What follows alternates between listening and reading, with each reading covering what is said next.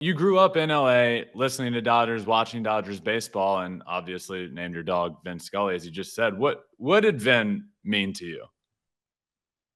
He meant everything to me. And I was able to meet him a few times. And I told him that, I had a very challenging childhood, uh, not as bad as some, worse than others. Mhm. But no matter what was going on in my life, uh, at least for those 3 hours when a Dodger game was on and I would listen to Vin Scully's voice, all was well.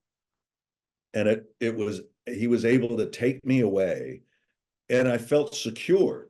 I felt protected and safe. And that's just his voice. His voice was capable of transmitting that sensibility to people.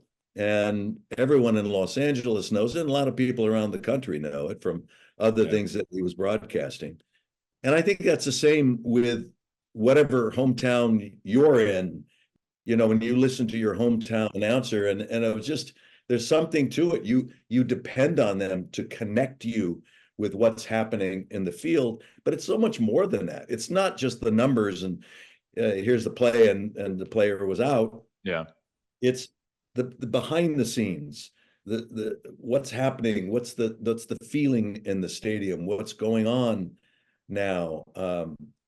A player just had a child, for example, or something like that, and Yeah. what are they going through? So it was life, and I was so proud to be able to give him Lifetime Achievement Award at the ESPYS one year, and he just meant everything to me.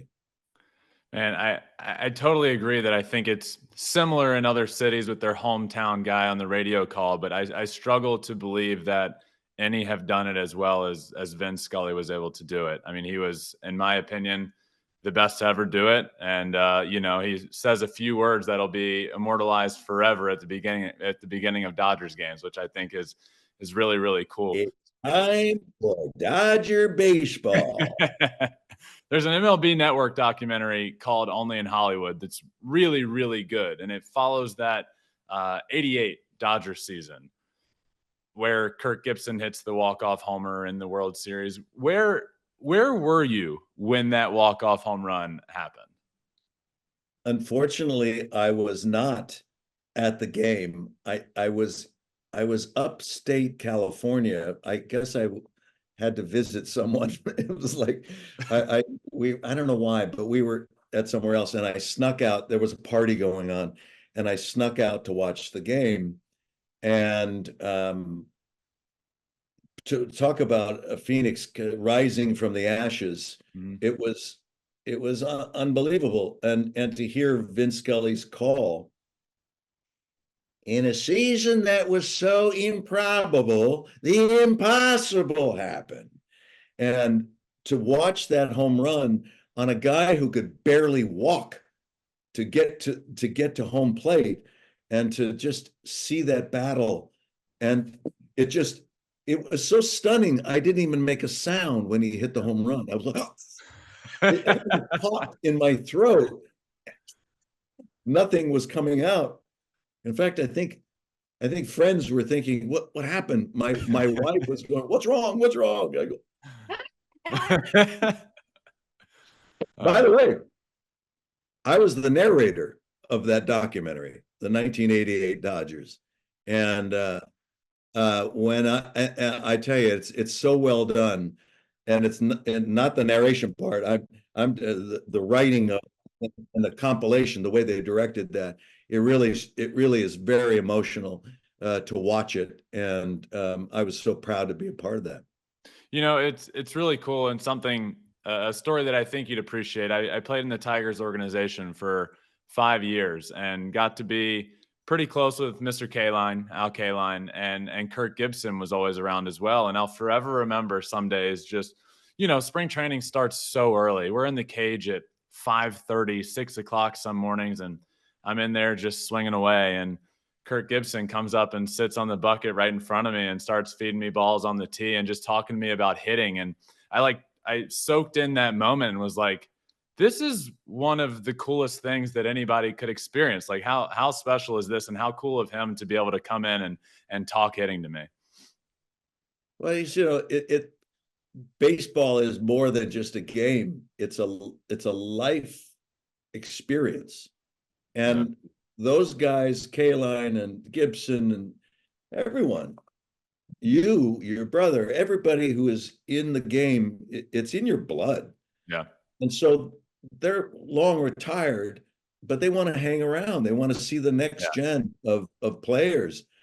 And to have him sit on a bucket feeding teas, Yeah. oh God. Were you able to focus on hitting that ball, or you God? You know, I feel like every time that's happened, I've had my pre-draft workout was at Comerica Park in Detroit, and I had gotten to meet Mr. Kaline a few times, and I felt like my BP for that workout was incredible. And I walk out of the cage, turn the corner, Mr. Kaline looks at me and goes, "You were a little nervous in there, huh?" And I'm like, yeah, that was terrible." Yeah. Yeah, Yeah, yeah, you have to overcome. Every major league player has to get to that point too. It's not just your ability to play the game; it's yeah, your ability to focus on yeah, that. I mean, there's a lot of hostile crowds out there, and sometimes they're even the home team. Like if you're playing in New York, it's like it could be brutal.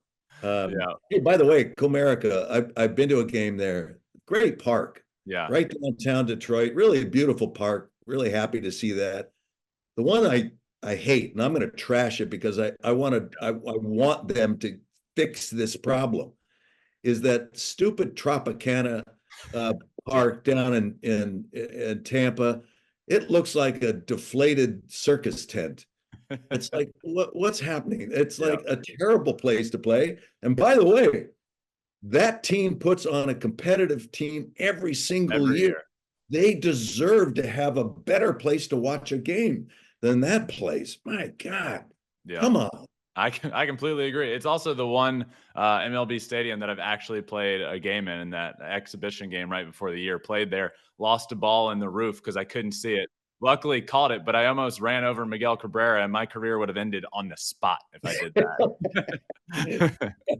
uh, It's hitting Cabrera would be like hitting a hockey goalie. You just don't you got to lay off. Don't hit that guy. yes, my career would have been over. One, because it would have been like I ran into a brick wall, and two, I might have just hurt one of the greatest players of all time, and I would have Yeah. been cut on the spot.